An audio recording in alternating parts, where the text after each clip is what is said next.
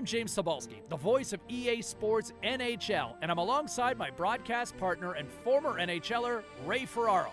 If you're a newcomer to the NHL series, training camp is a great place to start. If you're a veteran looking to sharpen your skills, training camp gives you all the tools you'll need in order to be successful. The keys to having fun and finding success are all right here.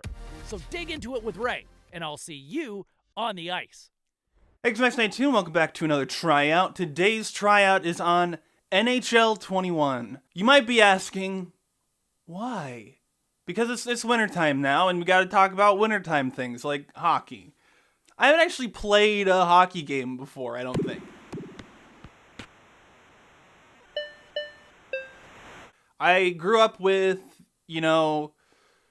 an NBA game on my PlayStation 2, and then some extreme sports games and some racing games. I mostly play, in terms of sports titles, racing games. But sometimes, I have Tony Hawk Pro Skater 1 and 2, so I dabble in the sort of extreme sports stuff, and I like those as well. I don't generally get into regular sports games. So I thought this is a bit different for me, and it might be interesting to see what I think about this thing. Now, to start with, wow, the visual design is not good. At least, the title card menu, the box art stuff, that's... Who designed this? And who said it was a good idea to use? It sort of looks like somebody's, middle school poster board project. It doesn't look... It would be fine as, an art piece, on its own. But as, a corporate thing, it just feels out of place. This doesn't... I just don't think it works here. I think it's just bad visual design on there. One of the cooler things is that there are some of the accessibility options that you would normally find not being on by default are on by default here. So that, people who need these things, they're automatically there so that, they don't have to, rummage around in the settings to try and find them. That's pretty cool. It's the one that I noticed was the narrator. The menu narrator was on by default, and I went in the settings and turned it off because I don't need something like that. But it's kind of cool that sort of stuff has been on by default, like how a lot of games have in the last several years started putting on subtitles by default. Because if you need the subtitles, and, say the game opens with, a cutscene or something, when you just launch the game, you don't get to know what that cutscene said because they're not on by default. So that's a cool thing. I like to play with subtitles on because it can be a little hard to hear sometimes through, in the soundscapes of games. So it's cool to have certain accessibility options be on by default, so then people who don't need them can just turn them off, and people who do need them don't have to go try to find them. But the most interesting thing about this hockey game I found is it seems like there's a very high skill ceiling on this. I spent probably an hour playing the tutorial and the advanced tutorial just to see, okay, what's this game about? How does it work? And there's just a lot of intricate control you can exert on the hockey game, which is so interesting. You can use the right stick to, very finely control how the hockey player is using their hockey stick. I really don't know, anything about hockey in terms of, how the game works, besides you put the puck in the goal and, you got sticks and ice skates, or... I don't really know much about the technical side of hockey, so it was kind of interesting to go through this tutorial and learn these terminology and all this stuff about how hockey works. I actually ended up playing for a lot longer than I typically plan to try out, but that was because after doing all the tutorial stuff, I went into the character creator, and I created a character, and then I went into the team creator, and I created a team, and that took way longer than it should have, because I wanted to, do that, and then jump in and play a game with my specially designed hockey team to see how well it went. I mean, I'm playing on, the literally lowest difficulty because I've never played a game I've never played a hockey game before. So it's not like I was trying to like challenge myself or anything. I just wanted to see, like, give it a fair shake, spend some time with it. Like I said, mess around in the character creator, mess around in the team creator, and see how those work, and, you know, get a feel of it. And both of them are pretty cool. Like, there's a lot of options. The team creator, there's so much. I wish it had like a emblem creator rather than just a bunch of pre-built, but I understand why a game that's kind of like rated everyone wouldn't have an emblem creator like older Call of Duty games had, because people can make anything if they try hard enough. So, but it sort of sucks that like you can't have one for, you know, local play or whatever. That's sort of lame. But I made a character, Max Ninto, and you can go in and it was interesting that the voiced name list was missing just Max. It had Maxwell and it had Max Did It, which I don't know if that's a content creator or something. So I just went with Maxwell, and then I went and I made a team where the Birmingham Bob-Ombs, our home stadium, is the Nintendo Stadium. So it's very red and blue. So we're all Mario themed. Our mascot is Bob, and there wasn't a lot of options, so I went with a Spartan helmet. So that's the Birmingham Bob-Ombs. It's the best hockey team in the league. Well, I made the team, and I don't know a lot of hockey players, but I know who Wayne Gretzky is, and I know who Sidney Crosby is. So my team has those two, and then a bunch of other people who had high stats. So I just tossed a bunch of high stats people into my team so I could be like, we're the best team in the league, and I put them up against the Pittsburgh Penguins. And This one's all over! Boy, confidence between the pipes tonight with that shutout, would you say? It looked easy. Yeah. Even the most difficult shots for him, he handled with such confidence. We won! We beat the Pittsburgh Penguins 6-0. So it was actually kind of fun. There's something about the hype that announcers bring to sports games that makes them a lot more fun. I don't really get into watching sports as much, but there's something about sports games that when you're actually playing and you got the announcers going, it makes it a bit more. You kind of feel the hype and you get in the moment. Like, I definitely understand why people play and enjoy sports games, even if they're not really my cup of tea, at least like the typical ones. And what I don't understand is why there has to be a new one every year. I mean, I do, it's monetary, but they don't really need to do this. I think I hope that it dies off soon with some of the failures we've seen in recent years with these yearly titles. I hope that the yearly title trend dies off, because it's unnecessary. We don't really need a new FIFA, Madden, whatever, Call of Duty, Skylanders. You know, we don't need these things every year. It just creates fatigue on the consumer. So I hope that the trend of that dies off. But yeah, I had a pretty fun time with the 2.5 hours or so I played of NHL 2021. If you're someone who likes sports games and maybe you don't have an NHL game, or you're into the NHL and you have a console and you're like, probably get 22. I think that just come out. I don't know why you'd buy 21 when there's a new one, but don't buy it every year. It's not really necessary. Just buy them I don't know, every other year. It's hard for me. It was fun, but it's a game made by EA. It's a game that has Ultimate Team in it, which is overly monetized garbage. And it's hard for me to be like, yeah, it passes the tryout, because there's all this sketchy stuff in the background. It's optional to play Ultimate Team. You could just play franchise mode or play, local against your friends or whatever, but I'm not going to play it again. I've already uninstalled it. And, I don't like the company that much, and I don't like their monetization practices within the game that much. So for me, it's Yeah, I had fun. Yeah, I think other people could enjoy it very easily. Maybe don't buy this one. Maybe buy the most recent one instead. But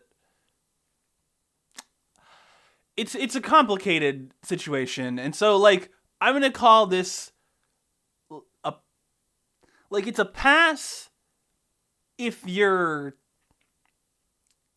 into sports games and you're not gonna do Ultimate Team and you're just gonna stay away from that and you're just gonna play some hockey, do franchise mode or play with your friends or whatever. You're doing it because you like hockey and you just want to play this stuff and mess around and put teams against each other that don't normally get to play or whatever. Like, for that, yeah, sports games are cool for like these sort of like pseudo simulations where it's like back on the PlayStation 2 when I had this NBA game, I would just drop two teams in a game and be like, yeah, let's put these two teams against each other. I don't know. I've never really been that big into sports, but like I just take two computer versus computer teams and drop them in and be like, I want to see these two teams play each other. What happens? And that stuff's kind of fun. So passes in that arc, and I don't like. I've seen better visually sports games, but like as like the concept and whatever, like as a game to play on the local side, sure. But I don't want to support the company.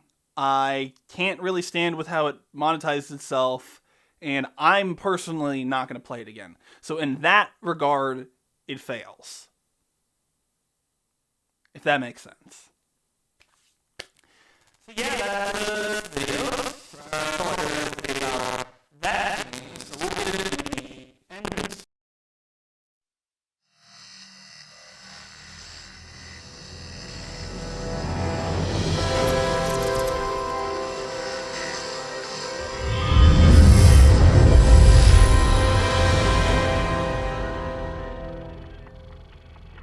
Hold on there, viewer.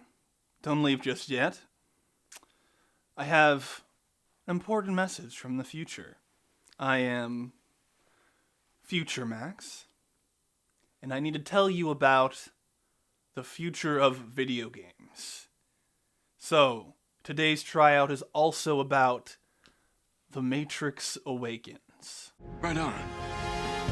You know about this? Yeah. It's all supposed to be a little unreal. Now, this isn't a game. This is an engine showcase. And so, why am I talking about it on Tryouts? Tryouts is about full games. I make the rules. This is my show. And in the future, all games are engine demos. Just they're all made specifically to showcase the power of the engine that they were made in. Every single one. So, there just becomes a blurred line between the two. I'm giving you this message from the future. Let me continue. However, for this time, for the year 2021, at least, it's a very impressive engine demo. Like, if you look at it, and you just get the right situation, like, it's near indistinguishable from real-life footage. The introduction, where it is cutting between footage, real-life footage, and the in-game engine, and you're like, wait, hold on, was it real the whole time? Was it fake the whole time? Like, it pulls that off amazingly. It's such a good introduction, and like bringing up the sort of philosophical concepts of like, what does it even mean to be a person in the digital age? Like, as someone from the future, I now understand what it means to be a person in the digital age. We've gone through it, we figured it out. But for the time, like, what does it even mean in 2021 to be a person in the digital age? Who knows? Hi, I'm Keanu Reeves. Over 20 years ago, I first played the character Thomas Anderson in the Matrix trilogy. Those films pioneered digital cinema with shots like bullet time. Back then, we talked a lot about where the digital age might take cinema and narrative. In all honesty, I'm just sort of speechless looking at it. I couldn't figure out what to write for this bit of the script. I just was like just look. I feel like you just have to look at it and see for yourself. to an extent. Like, this is huge. This map is huge. The number of NPCs moving around in this map is huge. The fact that I barely noticed, I didn't notice a single repeating NPC the whole time when I was looking. Like, I didn't see one.